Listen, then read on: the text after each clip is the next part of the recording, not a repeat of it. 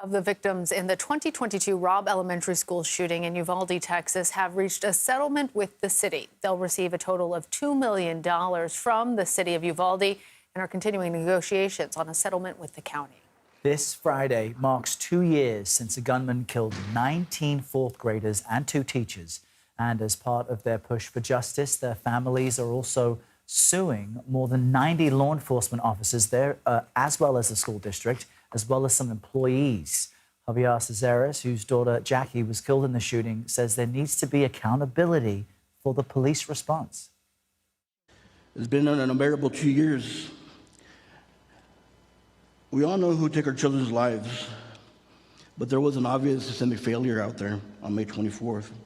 The whole world saw that.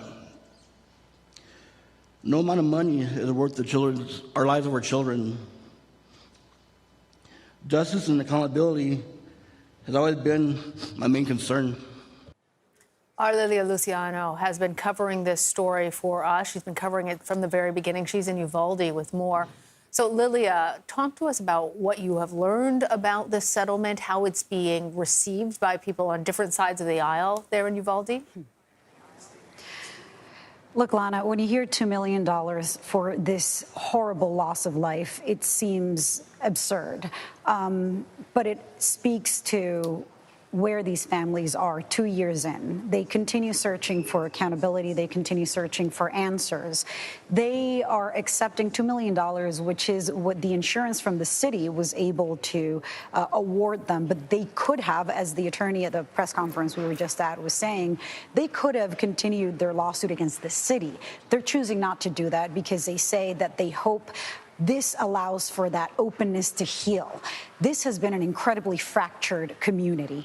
Many of the neighbors have turned against the families who suffered. I've heard from families over these last 2 years who say they're telling us to get over it. They're telling us to move on. And today what we heard from these families is we don't want to keep putting a burden on the rest of the community. It has been so just depressing to hear how they've had to fight with the city to even have the proper maintenance, to even have the funds that they have put from their own pockets to restoring some of the ornaments at the grave sites of their children. And today they're saying, we'll take the $2 million and hopefully we can move forward and we can move together. A couple of the fathers who spoke up today were talking about how, you see just driving into Uvalde, there's all these signs that say Uvalde strong, Uvalde strong. And they're saying if that were true, that's part of what Javier Cáceres said, this room would be full. This room was empty. This community is not here standing with these families. These families are fighting a fight against the city, which today finally was settled, against the state of Texas, which goes on, as Errol was just reporting. There is an ongoing lawsuit that was announced today. This lawsuit will be filed against 92 law enforcement officers from the Texas Department of Public Safety, against the school principal, against Chief Arredondo, who was the acting chief that day, as you know, from the school district, and against the state. What they hope, of course, is it doesn't end with these $2 million. Of course, the state has to respond. They said at least the city picked up the phone, talked to us, and was able to sit and negotiate. The state of Texas has not. So their fight for sure continues, but they're feeling like at least here they can continue being part of this community and perhaps mend some of the divisions, some political, a lot having to do with the trauma that have gone on here in this city of Uvalde.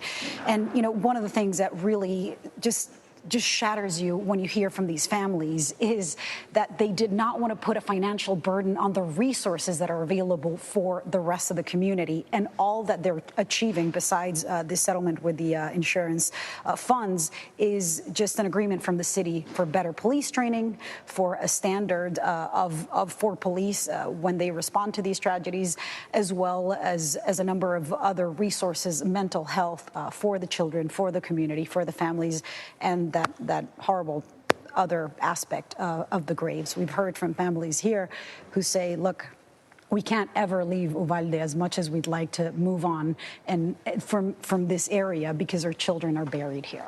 So that's what they're up against. And their fight with the state continues. It's incredible to have you there, Lilia, especially considering you covered the immediate aftermath, because I think for a lot of people, you think this is a small town, roughly 15,000 people, and after a massive tragedy like this, you would expect everybody to come together. And from a distance, we see the images, we see Uvalde strong, But despite the trauma that these families have been through, there is this second layer of guilt, not wanting to, as you say, drain the city of resources, but they're trying to change things for the better for everyone. Talk to us a little bit more about what has stood out to you and what long-lasting change these families are trying to make happen with these settlements and lawsuits.